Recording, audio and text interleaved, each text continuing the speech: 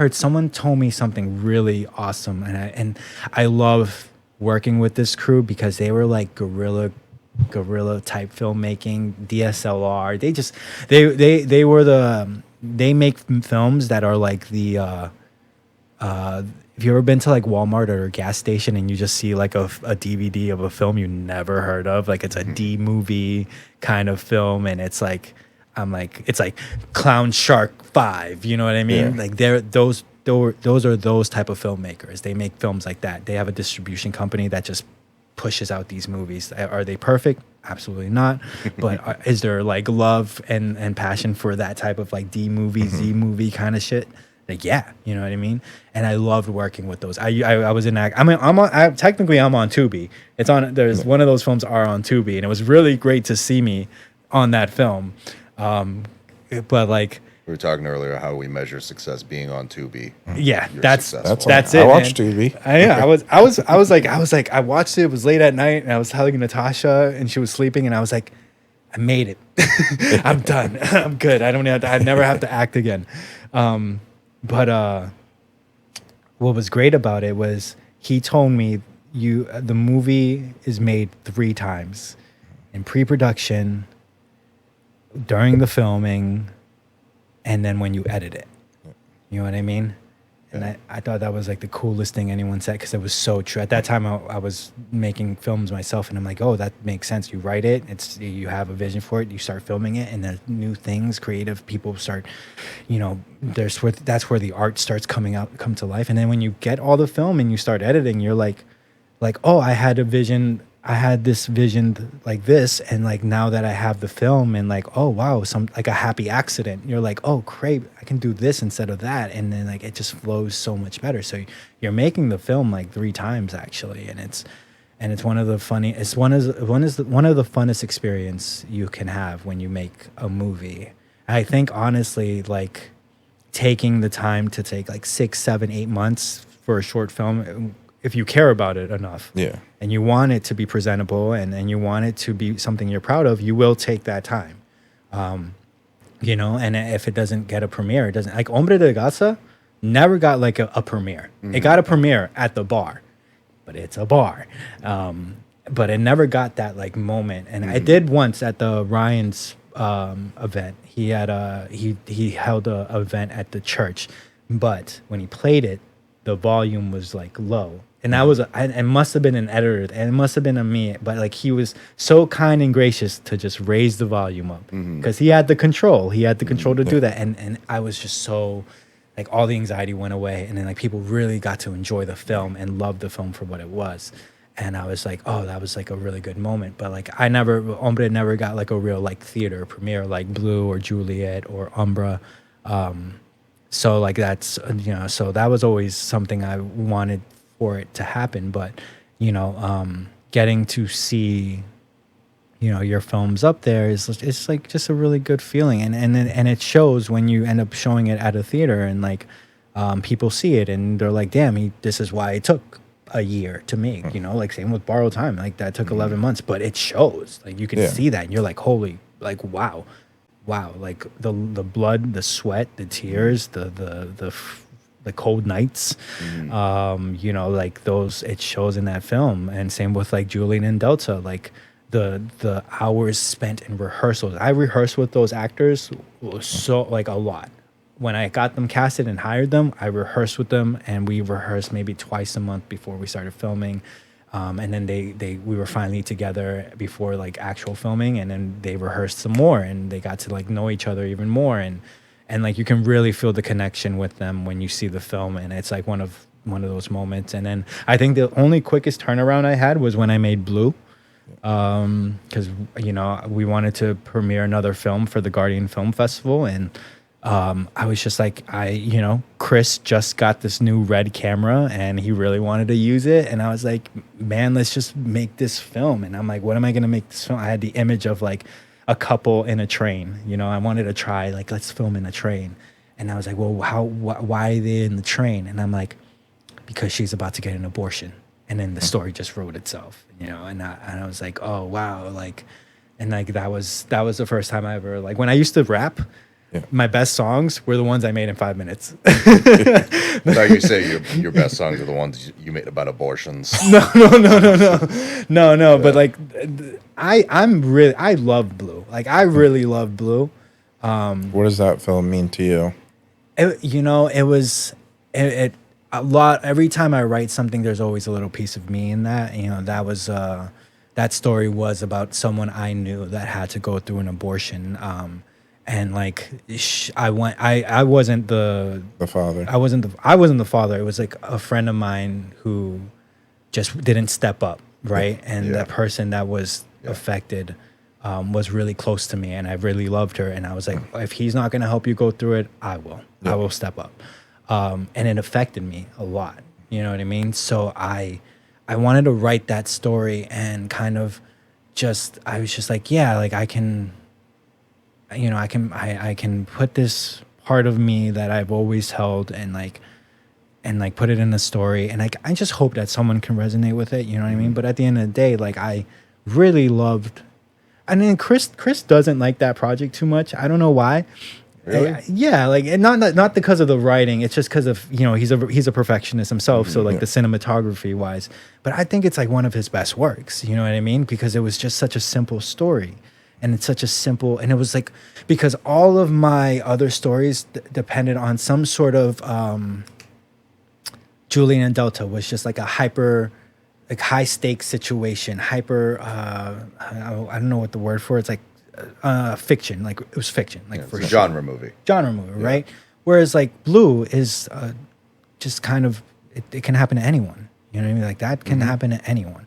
It's documenting life, basically. And it was just, and he was just such a good filmmaker, cinematographer in just that kind of environment. So like I loved everything about that and we did it in the skeleton crew, bro. Collin helped out with like the audio afterwards and post, but like it was me, Natasha, Chris, and Will, and that was just 4 of us. Just we were in this room getting stuff done, man, and we filmed it in like 2 days. You know what I mean? It was a quick turnaround, and I was, I made sure that it wasn't like, I wanted to write a film that wasn't so dialogue heavy.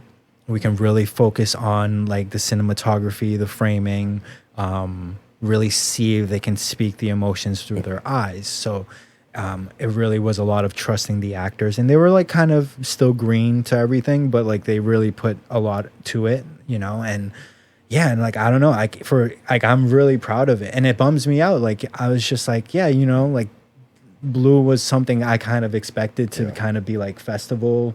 I don't like saying festival bait because it makes me feel like a scumbag, but like it was just like this. It's only 8 minutes. Like it's like building all the criteria. It's like boom, boom, boom, right? The story, 8 minutes. It should fit in any block. Like this should be put out there because it's such a simple story, but it's like not doing well at all, in festival. And it's like, at this point I'm like, I think I might just let it go, do its run. I'll probably submit Julieta and Delta and Blue for like local festivals, like here in Massachusetts, see how that goes. But at the end of the day, like I'm proud of this story no matter what people think about it, because, it's, again, something personal for me, and people have like reactions to it that like really affect them. And like I made the music, man, and I loved making that music, man. And I, when I create music for the films, like I put a lot of my heart and soul in that, and I put a lot of like those feelings of like, oh, I was never going to be a musician. Like I sucked at being a musician, and now I use that as like therapy to heal myself, to get those negative thoughts out of my head. Yeah. So sorry. Sure. No, but I mean, again, like different people like different things, and I think I don't want to speak for Chris. I feel like Chris really likes the high concept stuff because we went and saw Oppenheimer together, and I remember just talking to him afterwards how much he loved Interstellar and I think like Tenet, and everything these days is like so high concept, and it's so like it's not just a superhero movie now. It's a superhero movie, but it's like this, but it's like this, it's like this, it's like this, and like that's cool. Like I like high concept stuff, like For sure. No doubt, but like what something like Blue is the opposite of that. It's like it's like a old 90s like Kevin Smith sort of thing, but like less comedy. Right. You know, so it's or like Marriage Story, where it's like you feel like the camera shouldn't be there. You're like, ooh, this is like actually like a slice of life that like you have that feeling of like, should I be watching this? I feel like I'm watching two people, like Marriage Story. You walked into this room of two people getting a divorce, and you're like, ooh, for me, I love that stuff, but I'm a sick fuck. And there's nothing else like those types of films for me. And then for other people, though, it just doesn't resonate with them, and that's totally fine, you know? I think what it was for me was that, yeah, I was going back to the level of our how much we've grown as artists. Where I think about Hombre de la Casa, where it was like we were still using Rokinon lenses, and we were on the Black Magic. Where now we were elevated to a professional cinematic lens. We're using anamorphic lenses, and we were using a red digital camera. Like we were testing the waters of new equipment that could not only heighten our production, but also give us opportunities to explore as artists. And so, like, you know, like an insert shot would still look beautiful because we have that camera and we can tell a story. Whereas, like, you know, you're using Rokinon lenses. Yeah, I like Rokies. I like Rokies too, no doubt. Like that's what we started with, man. But you know, like I was really excited with like how it looked too, because I'm like, this is gonna be not only a beautiful story to tell, but now it's gonna also look really pretty. And we don't have to overcomplicate it with shots, man. Like, you know, we can keep it on sticks. A lot of good films. I just watched this coming of age film the other day. I like movies. It was a really great film.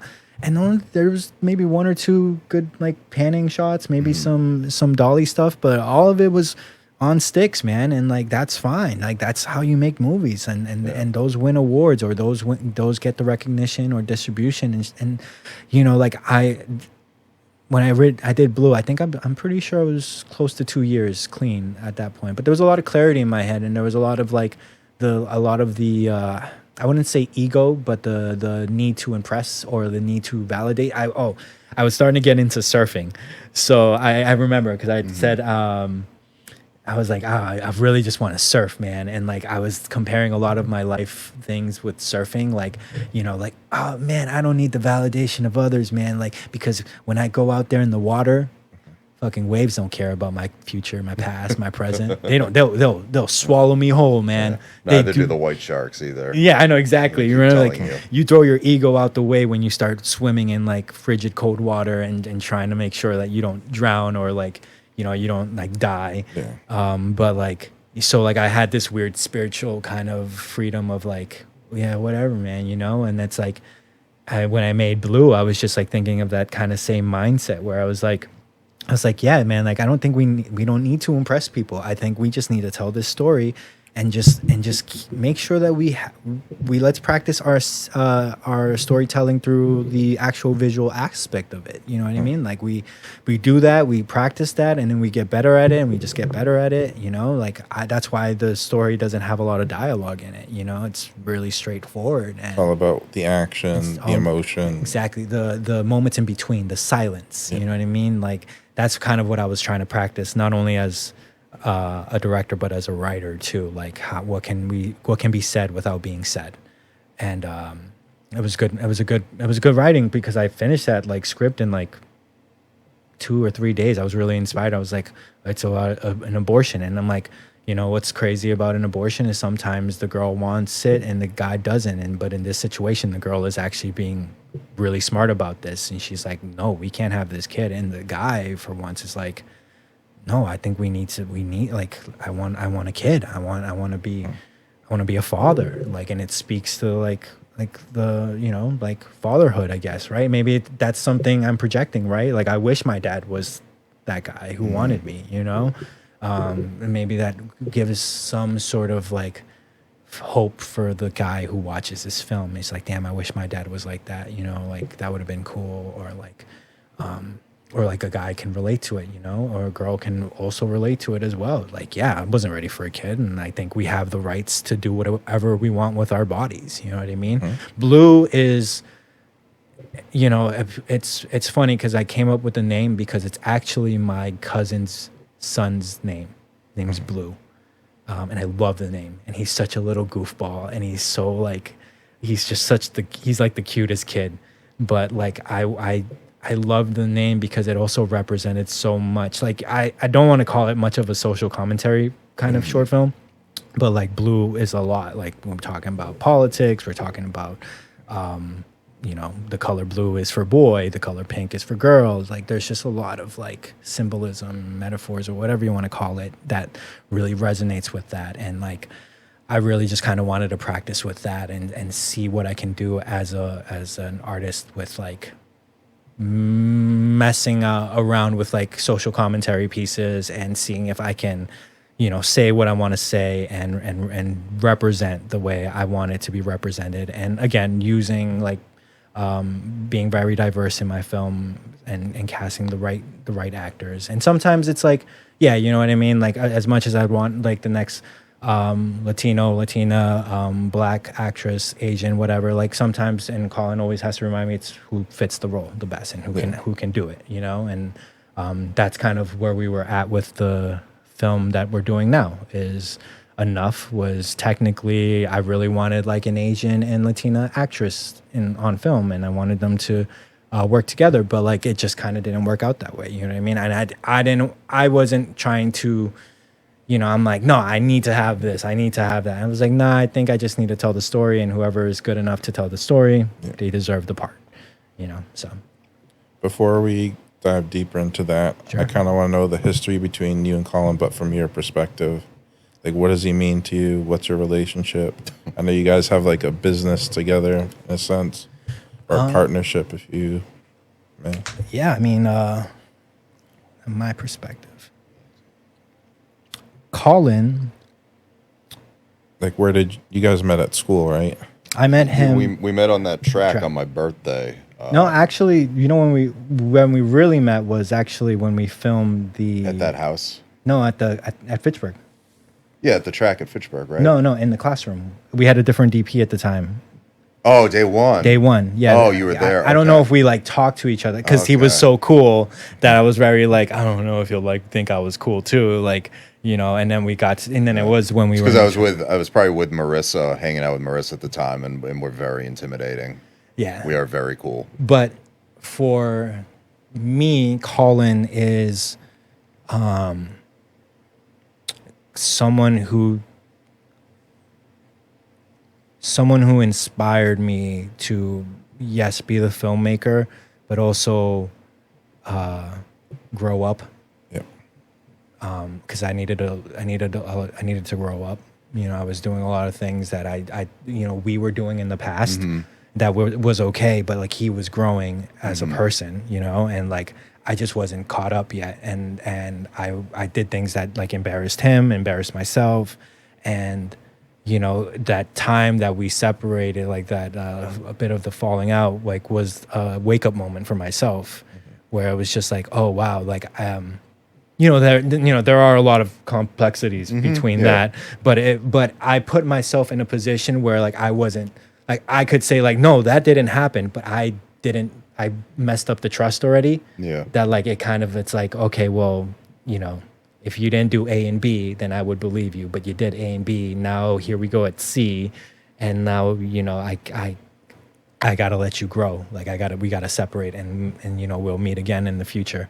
And so like, you know, he's my best friend. He's my partner. He's someone I can rely on. He's the one who got me.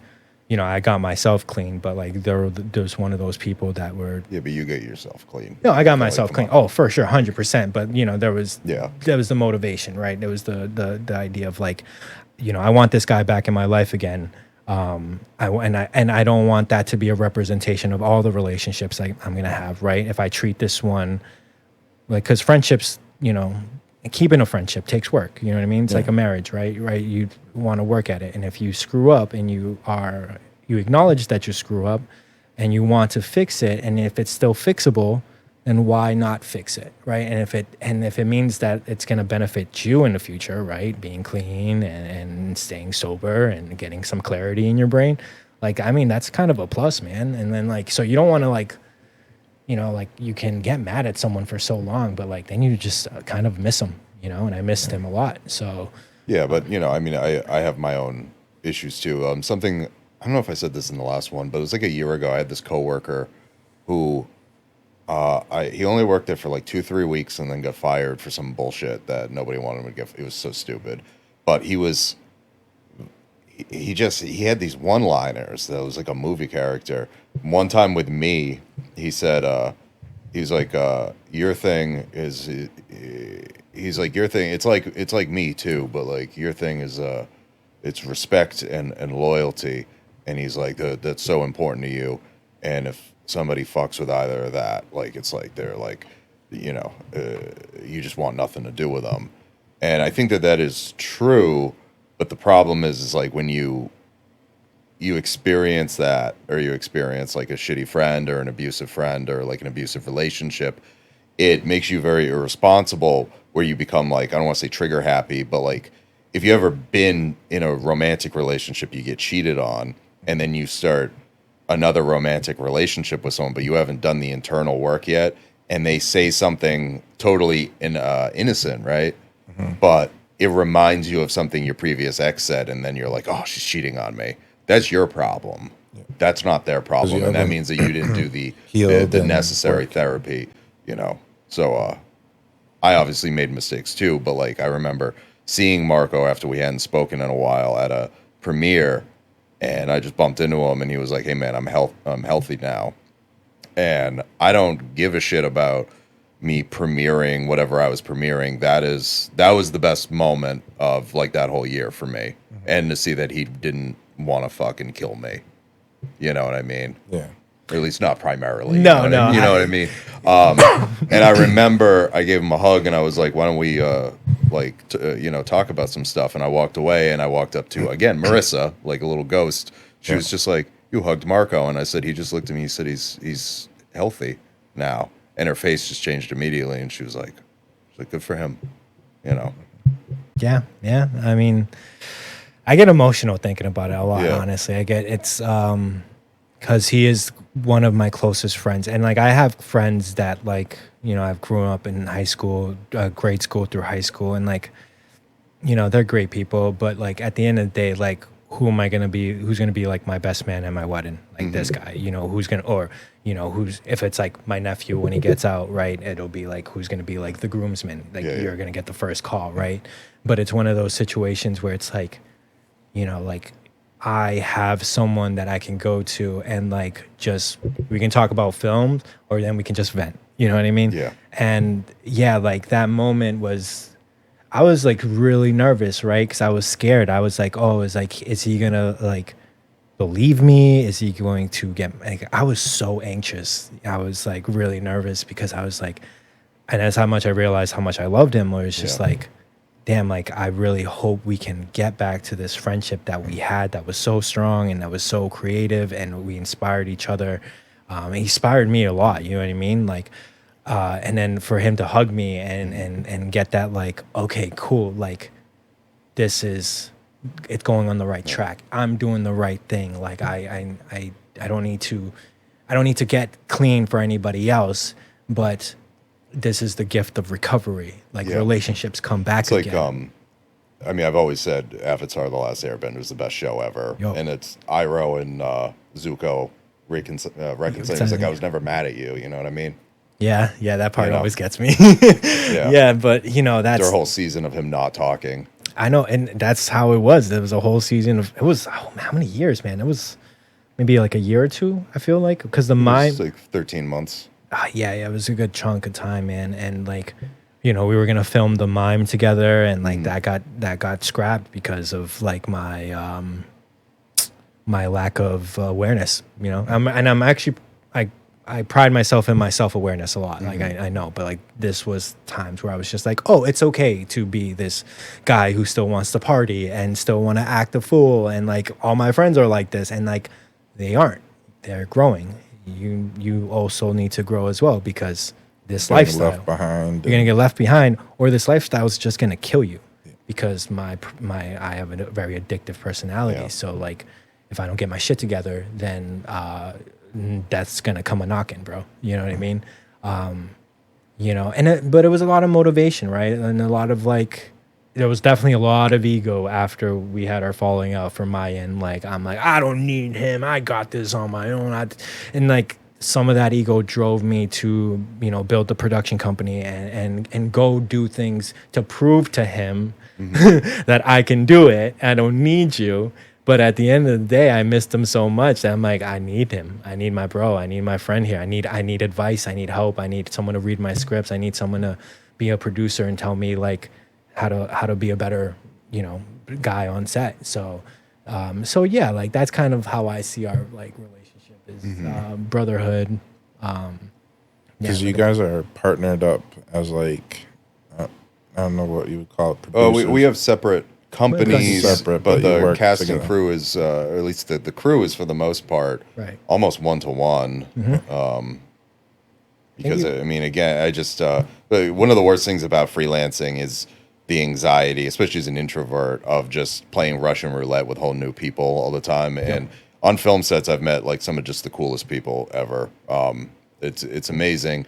But once you have that unit that everybody just sort of vibes and gets along, it's like, all right, cool. Now that the gaffer is locked in, that's Henry. Now that the cinematographer is locked in, like now we can start to build, because now everybody is on the same page of what we're doing here and like the way that we do it. And now we can start to add to this. Now we can have 2 assistant cameras, or now we have 2 assistant. Now we can have start filling out the camera units, start filling out the G&E, and just ideally just keep growing as far as money will allow. Right. And that starts with I always made like the military comparison, the institutional knowledge of like I mean, I was into like the Roman comparisons before the Roman Empire was a meme. You know what I mean? But it's just like, Caesar wasn't Caesar because of who he was. He always had, for all a goal, he had Antony there. And like, what did Antony do? And it just keeps going from that and all that. And it's like any great unit that is moving in real time to accomplish something, which a lot of filmmaking is almost like a crack team, because you're going out in the woods, you're going out in a field, you're going out in a derelict warehouse to set up and to film something for a day. It is almost like a band of mercenaries. Right. And if you have that institutional knowledge where every sort of, leader is like, if everyone's been together for years, like there's so much that doesn't need to be said. That's just going to happen. Right. Exactly. And that's the way to do it. I couldn't agree more. Yeah. I wouldn't want to choose another person to work with if we didn't have to, I mean? I'd love to keep everyone around. Sometimes it just doesn't work out that way and we just adapt.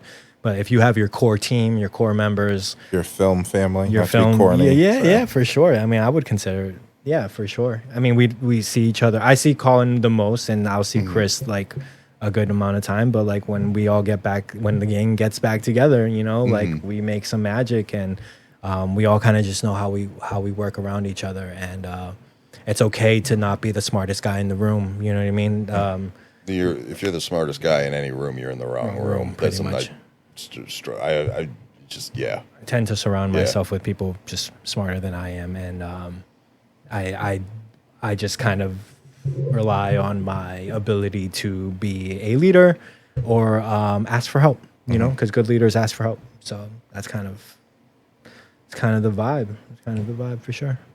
Do you want to talk about your upcoming film at all, or is it secret for now? No.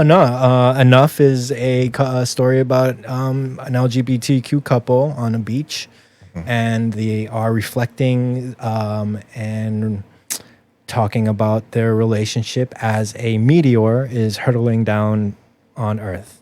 The beach is going to be be like a bit of a metaphor. It can be, it's open to interpretation, but we're really excited because we're using VFX to get that meteor down. And I was able to contact the same guy who worked on Borrowed Time. Yeah, Matt Sylvester's worked for like a lot of Nihilist media stuff for the last few years. I met him on set before the pandemic. I think he was an assistant cam.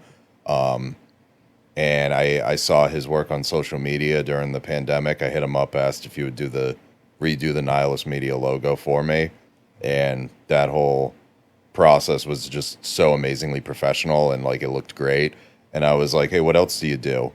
And then it's like, oh, cool, you do titles. So then he does the titles for Third Eye. What else do you do? Okay, cool. So now he's doing the VFX for Third Eye, including scenes I hadn't planned to use VFX. Oh, hey, I bet you seem like a guy who's probably made a couple movie posters. So starts sending me fan-made movie posters that he's previously done. So now he does all my movie posters. And then with Borrowed Time, he was essentially an editor because of how much VFX went into that. Yeah. All the TV stuff, all the mutating and the blending of Tom and Eric into like this entity and all that stuff like that. I don't know how to do that shit. So then Marco had this idea for the Meteor, and it's like, well, we're gonna do whatever Matt thinks looks coolest. We're gonna hire him, and yeah. Yeah. Sometimes it's hard for me. So I started using a bit of AI to help me with like what that needs to look like. It's the first time really communicating with a VFX guy, and like I can't draw. And as much as like I'd love to find images of what I'm really looking for, I've come to see that AI has really helped me out.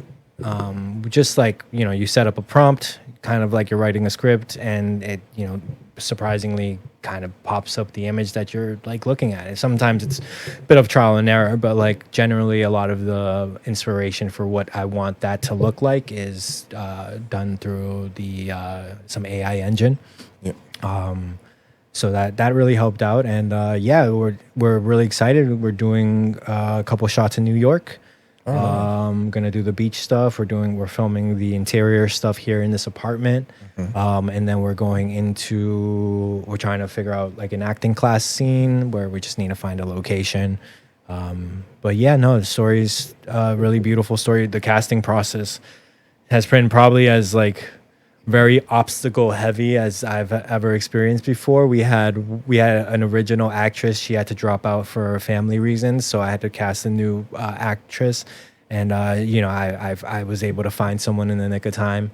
And then we had originally, we went through like 10 actresses for Iris, one of the characters, and it came down to 3, and then we picked one.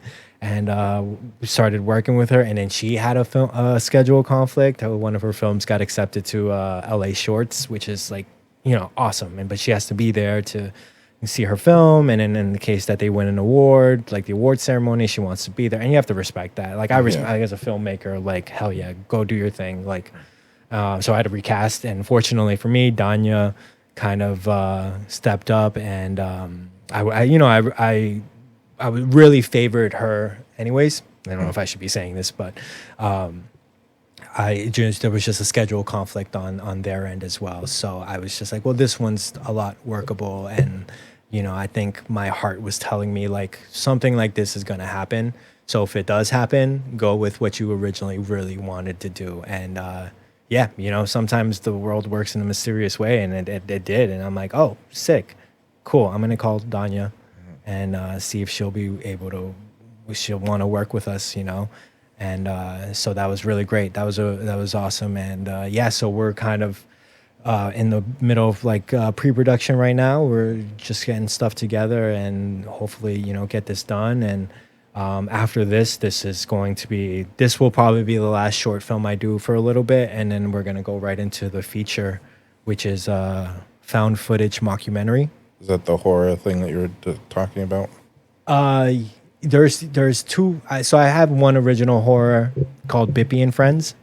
And that's like a bit of like analog horror, found lost media kind of vibes. But this one I'm writing now is a found footage mockumentary. Really like nothing too abstract, nothing too like like a deeper meaning of anything. No, I love found footage, and I love like how simple found footage can be, like Hell House and like Blair Witch. I love like movies like that. Like found footage films are something I really love so much. And then adding the mockumentary part of it too, it's like the concepts kind of come and it makes it feel a lot easier. Like you're writing the mockumentary part, which is pretty much giving you the exposition of the story. So it's like, oh, like you tend to be a writer and you're like, I don't want to give too much exposition. And whereas in this situation, I'm kind of given the freedom to give the exposition. So like, yeah, like that's kind of like the next project, which is like, how do you do the funding? Well, it's found footage, it's mockumentary. Some of these shots you can do in a room. You can production design it a little bit and it'll look different every shot, but like you can get the actors to come in all in one day and film all their stuff in one day, and you got the half of the film already done. You know what I mean? It's like the found footage part is the part that's more a bit tasking, but other than that, like, yeah, that's kind of where we're at right now. Okay. Yeah, I'm pretty excited about it. Do you know any possible dates or years when those might come out? So, the mockumentary, it's untitled right now, or the title is a work in progress. I called it Dogtown. That one, I'm hoping to start.